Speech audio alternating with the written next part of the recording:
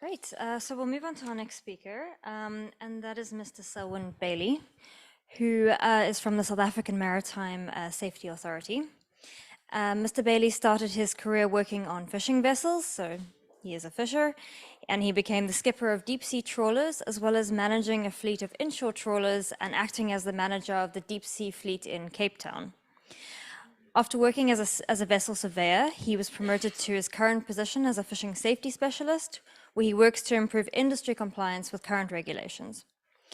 He's been active in implementing the Work and Fishing Convention in South Africa, including training new surveyors to inspect fishing vessels. And so therefore he's ideally suited to provide insight into this process in his presentation on the implementation of the Work and Fishing Convention within the South African regime. So thank you very much, Selwyn. Good morning, everyone. It's almost afternoon. Afternoon, everyone.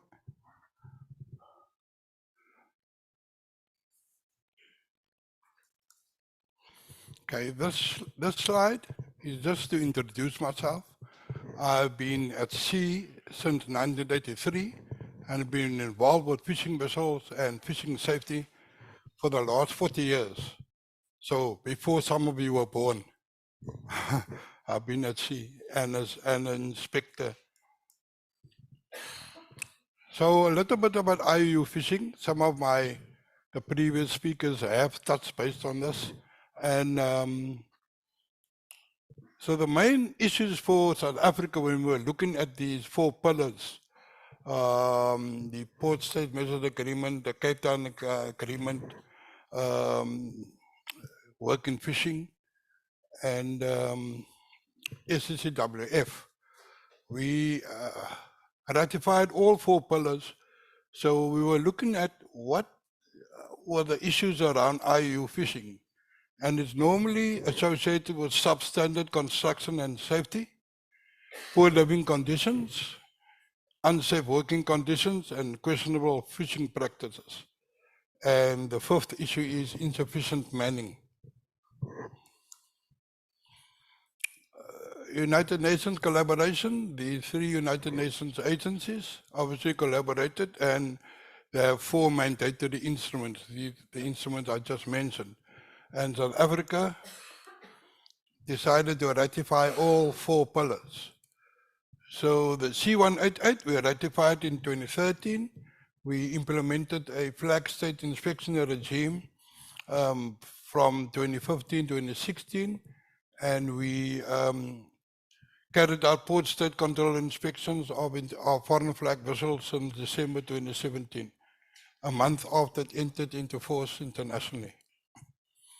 SCCWF qualifications we ratified in 2015, and we have a regulation to give effect to the convention.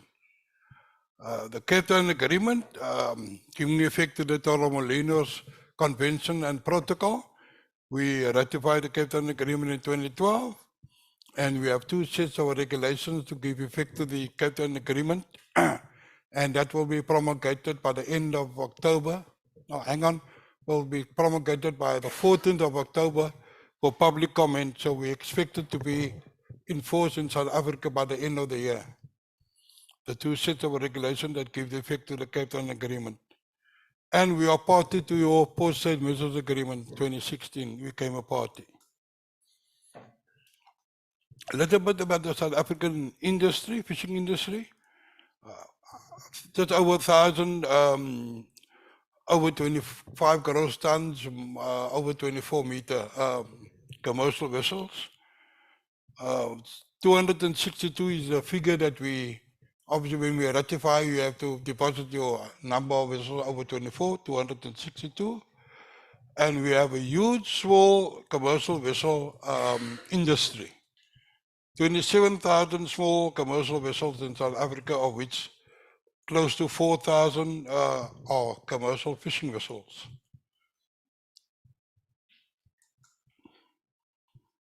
Our inspection capacity, so we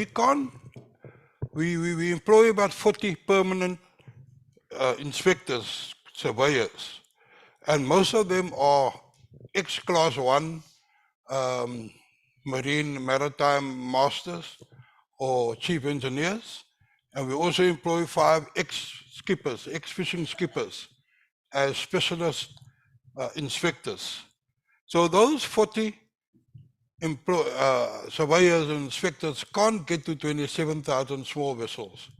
So we have contracted over 300 external surveyors who looks after those 26,000 small vessels in terms of surveys. But all the 4,000 fishing commercial vessels, we, the SAMSA, South African Maritime Safety Authority, we survey them.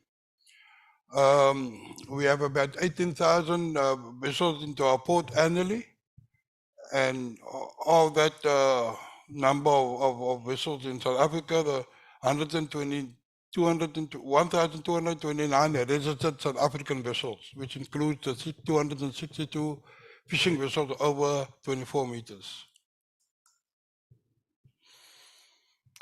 So the South African Maritime Safety Authority was established in 1988 by the SAMSA Act, and we have three main mandates: ensure safety of life at sea, prevent and combat pollution, and promote the Republic's maritime interest.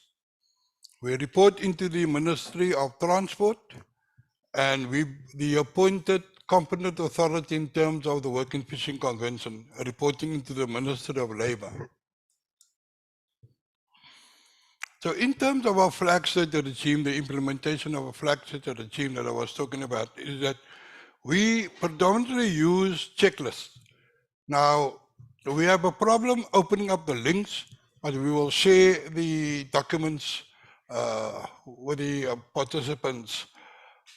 So how these checklists work is that we look at what we will be inspecting, what's for safety or for labor issues on board, and we issue that pre-communicated checklist to the operator. So the operator is fully aware of what we will be coming to check. This is how we do it at flag state.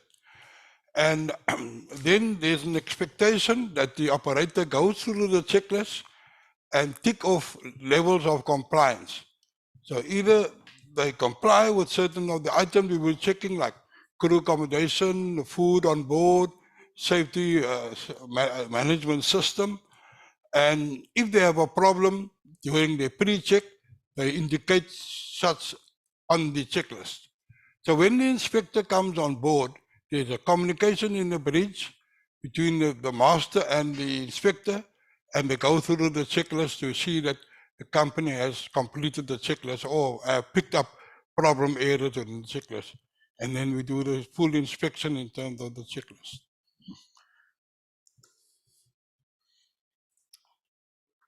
So, like I said, we have a huge under 25 gross ton industry sector. And the under 25 gross tons industry can go from 23 gross tons, 24 gross tons, squid vessels with 16 people on board doing 21-day voyages, or it can be a one-man operation rowing out from his port to catch crayfish. Sometimes they employ up to 2 people on board. So that is the extent of the small vessels in South Africa, the 4,000 commercial fishing commercial vessels. So the rest of the commercial vessels, not fishing, but the other boating vessels are surveyed by the 300 external surveyors. And SAMSA does all the commercial fishing surveys themselves. We have a national small vessel regulation, and that regulates the small vessel under 25 gross tons for eternity. When we ratified C188, we agreed that all commercial fishers will have the protection of the convention. So if you're a fisher on a vessel that goes out to sea, that rows out to sea with one skipper on board and one crewman on board, that fisher has the protection of C188. There's no exclusions in terms of protections.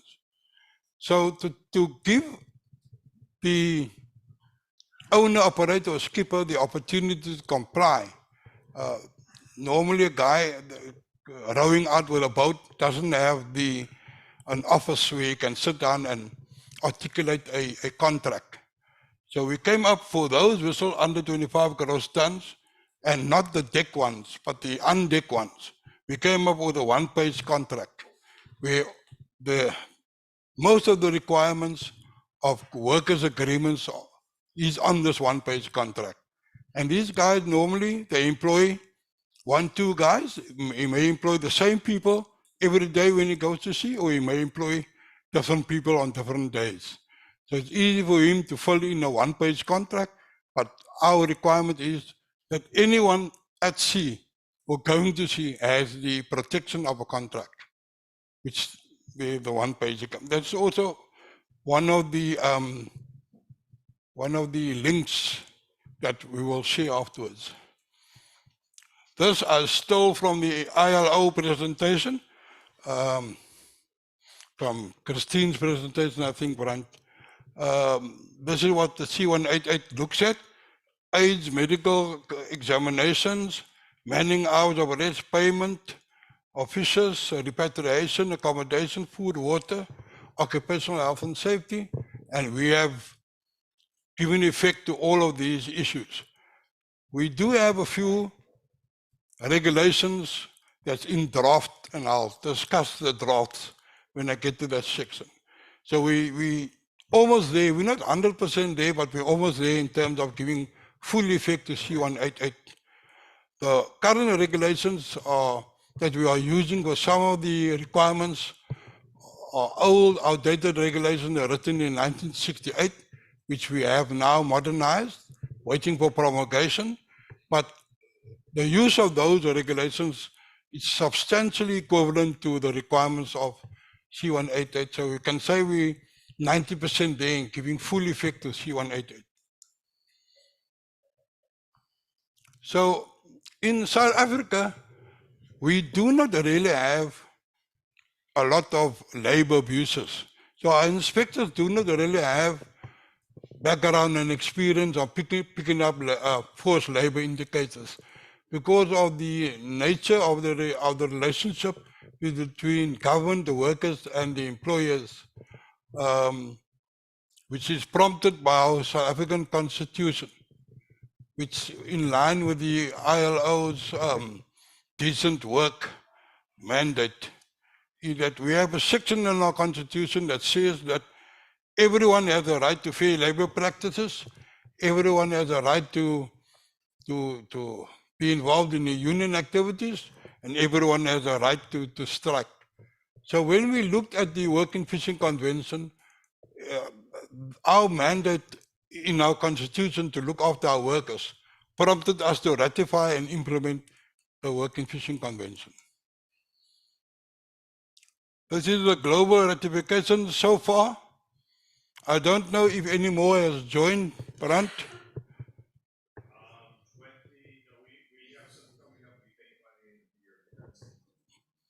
Okay, so this is a list of countries or states that have ratified the Working Fishing Convention so far.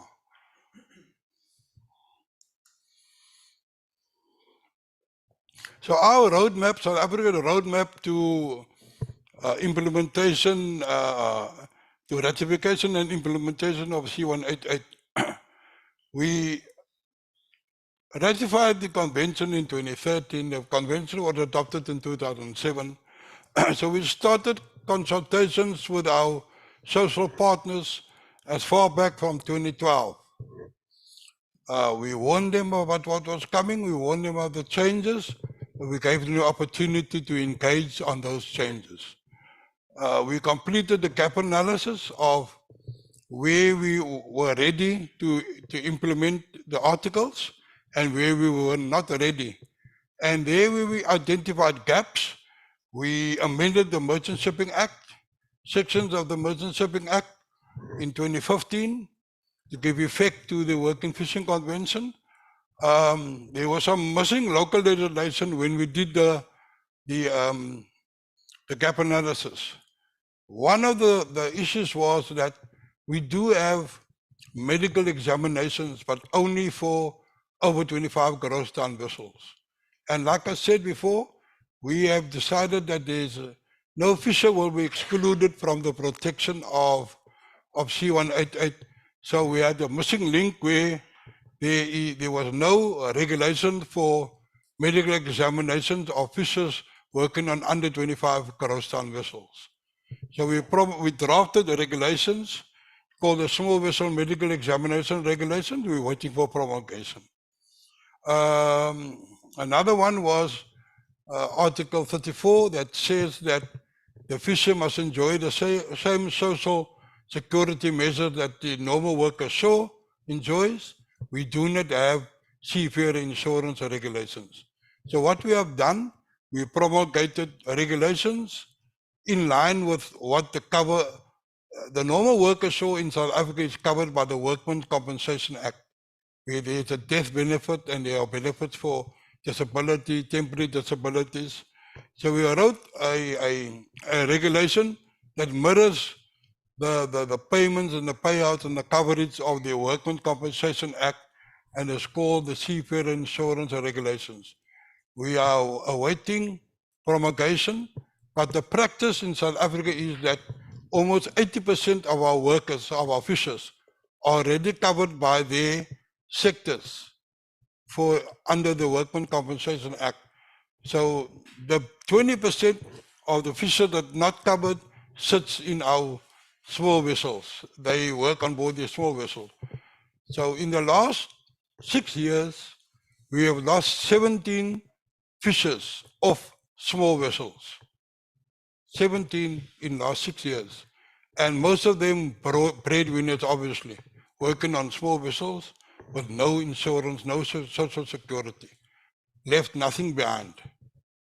So that's one of the important ones that we're waiting for promulgation. And the third missing local legislation, at the moment, currently, like I said, we are using the 1968 crew accommodation regulations and the 1968 construction regulations to give effect to Article 25 to 28 for construction and accommodation and food and Annex 3.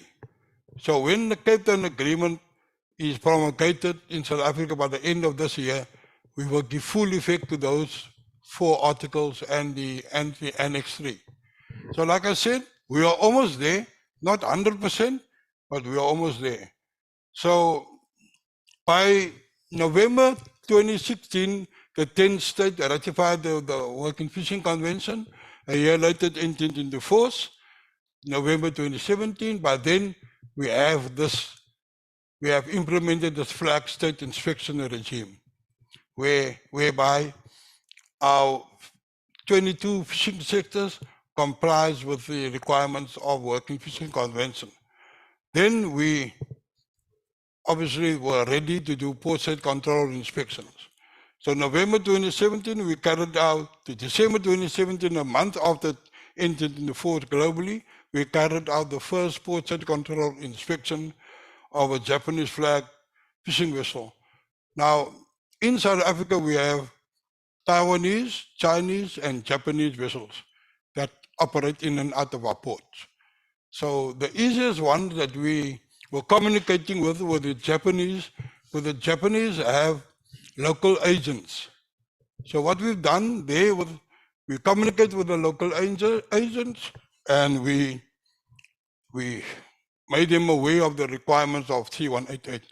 And they in turn then spoke to the skippers, spoke to the companies owning these vessels. And when we carried out the first port-side control inspection of this Japanese vessel, we didn't find any non-conformities. It's not the Japanese that is a problem, it's the other guys. So in terms of consultation with the social partners, like I said, our consultation process started in 2012. We have 22 fishing sectors, from deep sea trawling sector down to the guides rowing out catching crayfish on a small vessel. Most of these sectors have representative bodies, either employee representative bodies or employer representative bodies. And SAMHSA established a fishing unit in 2012 to do communication and consultations on impending conventions. And so that unit, at the moment, I'm the only person working in that unit. 2 other people that were working there, they left. So I'm actually a unit in a unit. So, yeah. So we attend, when I say we, I'm still talking about I'm in the unit. So we attend, but it's only good form to say we, and not to say that I. So we attend all AGMs of these representative bodies, and any problem that we pick up in our surveys or our inspections, we communicate with our industry. So South Africa had it easy to implement C188 as a flag set regime. With everybody that's involved, all the social partners wants to get involved and wants us to work. Whereas other countries obviously have other challenges in terms of that. So it was very easy for us to implement and then start carrying out port-side control inspections. We also established in 2011, we established a national fishing forum where we meet quarterly with the industry. All 22 sectors are represented on the forum. All government institutions that have an interest in fishers and fishers' welfare sits with this forum. And the unit that I'm talking about chairs the forum. So it's a unit. We, like I said, we have the gap analysis, and those were the 3 main points that we missed in terms of giving full effect.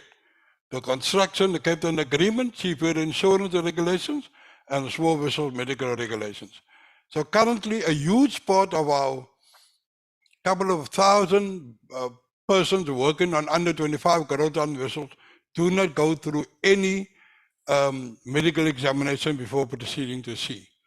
We have the small vessel regulations that says that it only refers to one short clause that says that the owner must have a record, a medical record of the persons he employs. So if you have over 20 or under 25 gross ton vessels, say a 24.5 gross ton vessels, and you employ 16 people and you do 21-day trips for 10 trips a year, if you employ him in 2000, you send him to the doctor to 2000, you don't have to send him again because you do have a medical record of 2000 on that person. And what we have found is that when we have medical emergencies on board, strokes, heart attacks, and those type of things, it normally happens in that sector where we do not have medical examinations. Look, it happens also in the larger sector where these medical issues is not picked up, because we regulate how the doctor must examine, but you get fly-by-night doctors all over the world where he just looks at your chest and says, cough, cough, cough, and here's your certificate. So we do have those guys all over. But the protection for those people out there, they need to do annual medical examinations. So I wanted to show the gap analysis, but it's one of the links that we couldn't load. We will share it when we share the presentation. If you look at the gap analysis, it will show you where we made changes to the Merchant Shipping Act with the crew contracts. Our Merchant Shipping Act used to read the master and the owner and skipper of any vessel over 100 gross tons shall enter into contract with the workers on his vessel. So we've changed the definition of a South African ship. South African ship now includes any commercial vessel. So if you're a commercial fishing vessel, you are included wherever we say a South African ship or owner must do this, must have contracts. So everybody is protected under it. There's no exclusions when you are a commercial fisher. So you can pick it up in the gap analysis that those 3 pieces of legislations was considered to be missing. To capacitate the decent work inspections, these 40 surveyors that we employ are mostly technically trained. They are ex-masters, ex-class 1 skippers, ex-masters, ex-class 1 engineers. So in terms of our Merchant Shipping Act, we have a chapter 4 that looks after the engagement and the welfare of seafarers.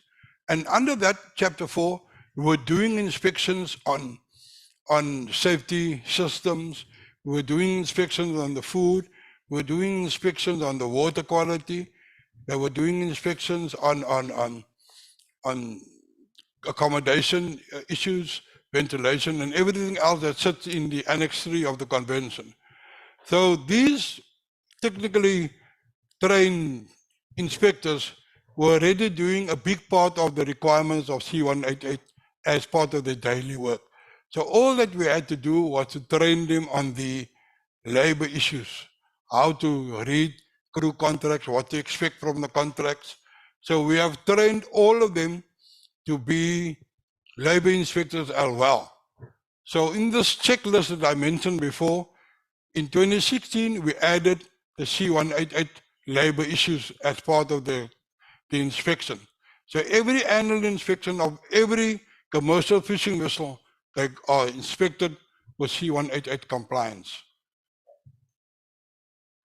And the inspections are done by trained labor inspectors or technical inspectors.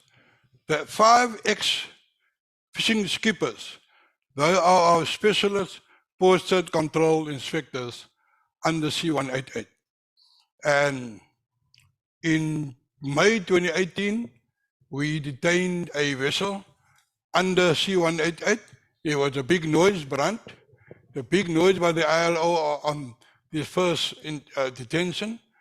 After that, since December 2017, we probably did about 20 port control inspections.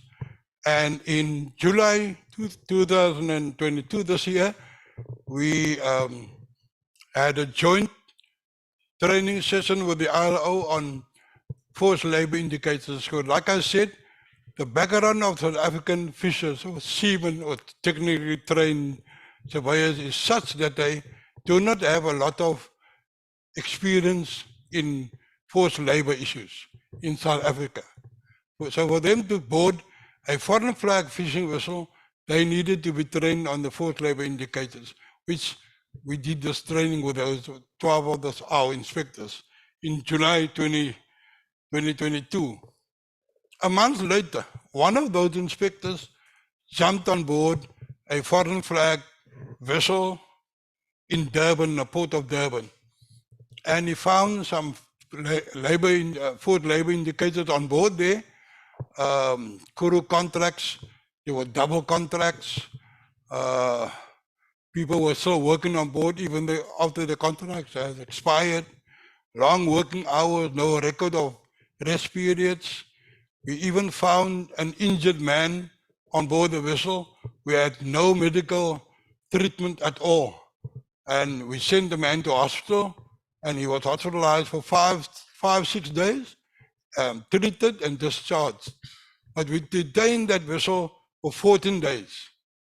And by the end of the 14 days, half of the crew, well, one of the issues we found is that they weren't being paid. Their wages were being held back by either the owner or the agent. So we forced the owner that you're going to pay this contract and you're going to prove to us you paid it. So once the owner then paid the wages, the fishers on board now had money in their bank accounts. And half of them elected to get off, and there was, in their contract, there was no clause on repatriation, the right to repatriation. So they stopped their contracts, or they got off while they still had valid contracts and they had to pay for their own flights home. But because of the money that we got from the owner, they could afford them to go home, which isn't a fair practice, obviously, but they didn't want to stay there. So the vessel was then released about 14 days later, and new crew was flown in. We even found that the second officer went home on leave, and when we inspected the vessel, they were missing an officer. There was only one watchkeeping officer doing 24 hours of watches every day out at sea. So we forced them to fly a properly qualified officer. We also forced them to fly properly qualified 4 deck staff that held basic training and able seaman qualifications. So the vessel was, for all intents and purposes, now sorted after 14 days alongside. The funny thing is we got a WhatsApp after the vessel sailed. The last one, we got a WhatsApp from one of the crew saying that the conditions have gone back to what we found it and he wants to come home. So as soon as the vessel touches port, we're waiting for him, we'll jump back on board again. But we've established a relationship with the consulate and the agents. So it's the same nationality that we detained in 2018 that we detain now in 2022. So part of what we also did in the flag cert regime, we issued a guidance document, which we call a marine notice. And the guidance document goes about what should be in the crew contracts and which information should be there. So whenever we get a contract, we refer the owner, the operator to this marine notice for compliance or changes in clauses. Maybe the right to repatriation clause is missing. We make sure that there's a change in the clause. So how our inspection regime works, you get issued a checklist, you fill in the checklist, the surveyor inspector walks on board, goes through the items. One of the items that they inspect for every inspection is the workers' agreement. So you bring the workers' agreement back to the office, go through all the clauses, go through the guidance document, and if he identifies, if he or she identifies there's a clause that is missing or there's a clause that is incorrectly articulated, that vessel will not be issued a safety document until those changes are made. So when the changes are made, they issue the safety document, which in South Africa is our valid document for our flag state. And that document then forms the basis of them reapplying for the fishing permits. So our fisheries department will not issue you a renewal of a fishing permit unless SAMSA has issued you a safety certificate. And that's how we have that control in ensuring that everybody complies. Now in South Africa, the Ministry of Labour ratified the convention. And the Ministry of Labour obviously then identified in 2013 that because that SAMSA, the South African Maritime Safety Authority, were already doing a big percentage of the inspections under the C188 requirements, that it would be easier to train those technical inspectors on the labor issues than it would be to train labor inspectors who's never been to sea on the technical issues. So we've trained all of them. And one of the things that the minister also did, the minister encouraged self-determination under the sectors. So we have one of our main sectors is the deep sea trawling sector. So the minister encouraged the employers, representatives and employees to come together and come up with a main agreement or a minimum agreement. And the minister then gazetted that main agreement. So they self-determined that sector. A lot of other sectors of the 22 sectors have joined that practice. So what we do as SAMSA, we get involved in when they are articulating the main agreement, and we add clauses that we want there in terms of C188. So we know that all of the workers that are party to this bargaining councils, they are covered, fully covered in terms of C188. So that is how we did it with in conjunction with the Minister of Labour. Now in South Africa in 2019, the Labour Department introduced a minimum wage act. And when they introduced the minimum wage act, they wanted to include fishers under this minimum wage act. Now, we have a basic conditions of employment act in South Africa. The basic conditions of employment act used to read that this act, except section 41, applies to fishers. Section 41 is to do with the retrenchment packages. So none of the protection of the basic conditions of employment act apply to fishers. So when they amended the basic conditions of employment act to give effect to the minimum wage act to apply to fishers, they included 4 chapters. And the chapter they included includes leave, includes contracts. So now the Department of Labor has a mandate that supersedes our mandate. They have a mandate to inspect crew contracts on fishing vessels. But they obviously don't have the knowledge or the background on those fishing issues that we have. So there definitely will be some training, some skills transfer before they get involved. But currently, we will carry on doing the inspections until there's an agreement of how we cut the crew contract inspection and hand it over to the Department of Labor. So that's still happening.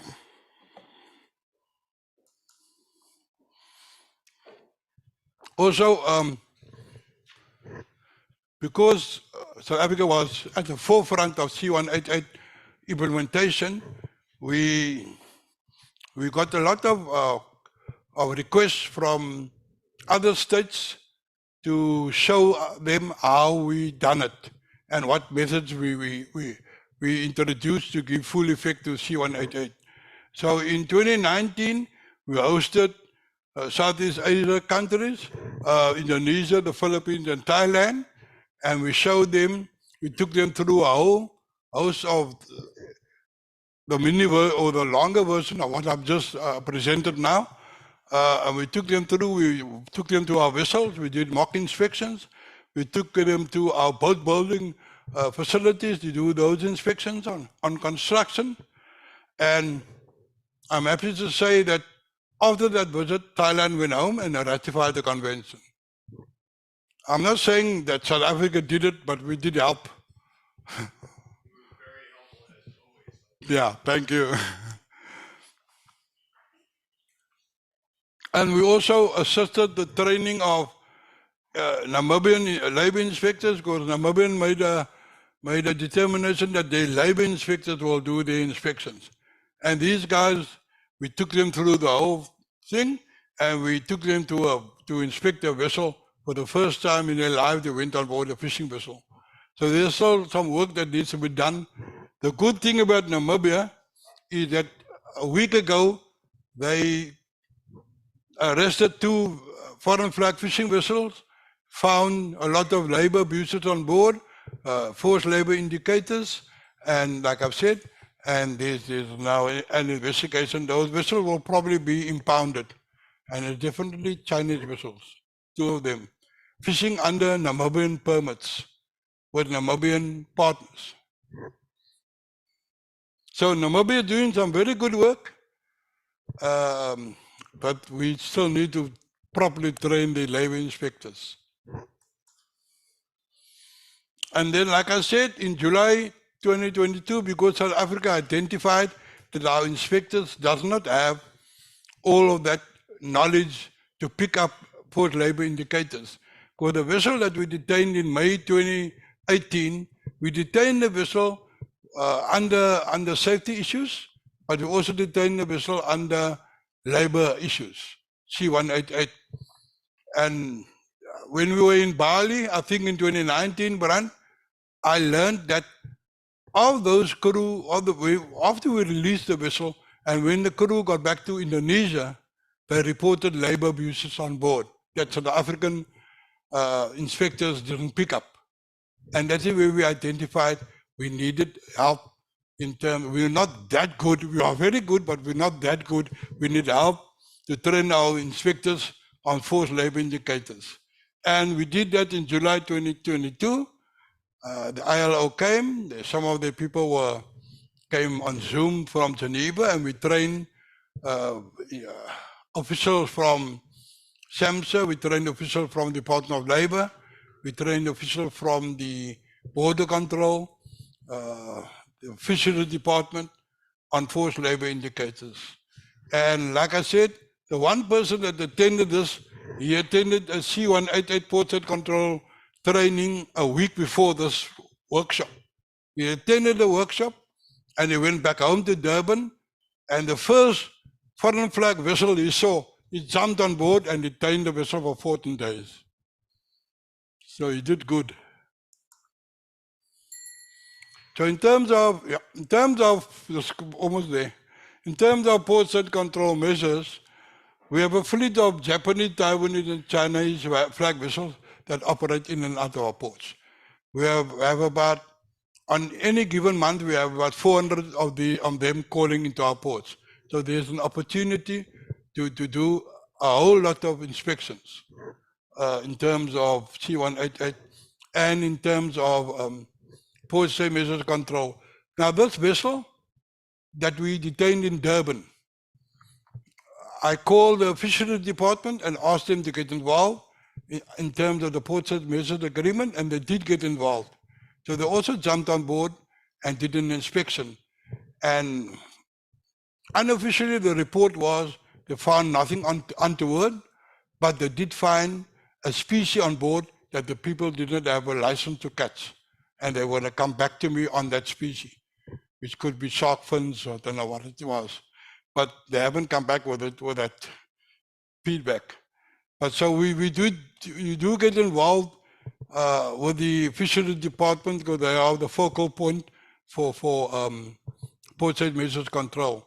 They capacitated the global record from our point of view, and they have the access to the data to either inspect or deny into the ports.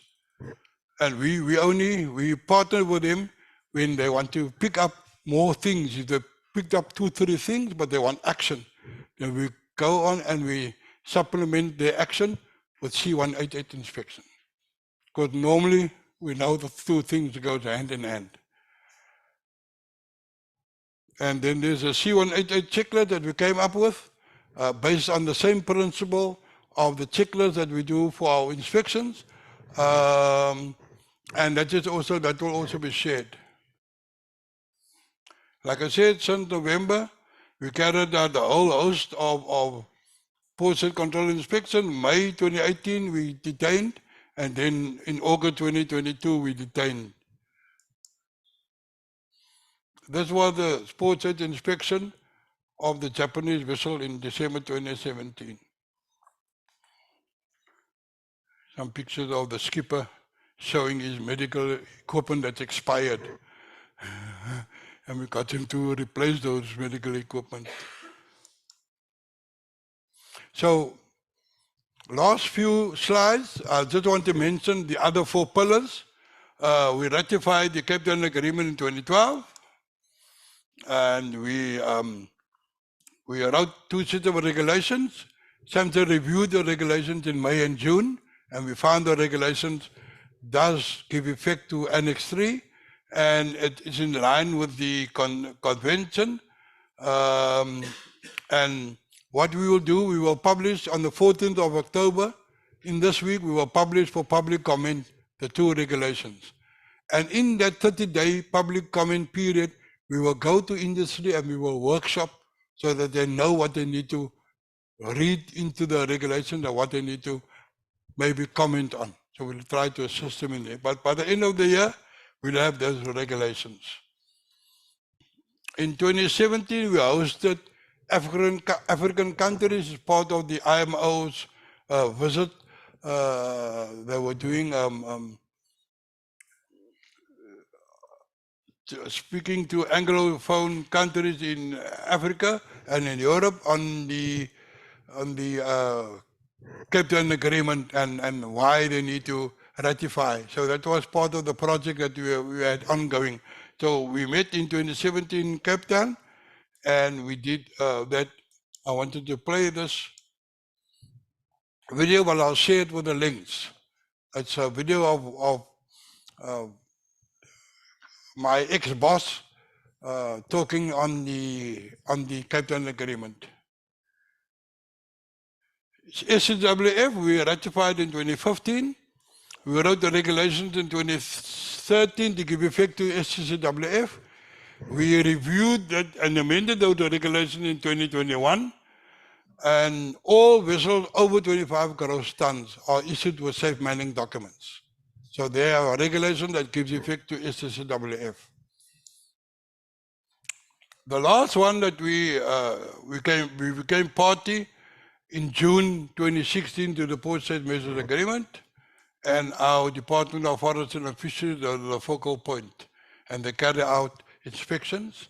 And I don't know how many they've done, but I know of two that we were jointly involved with them since 2017.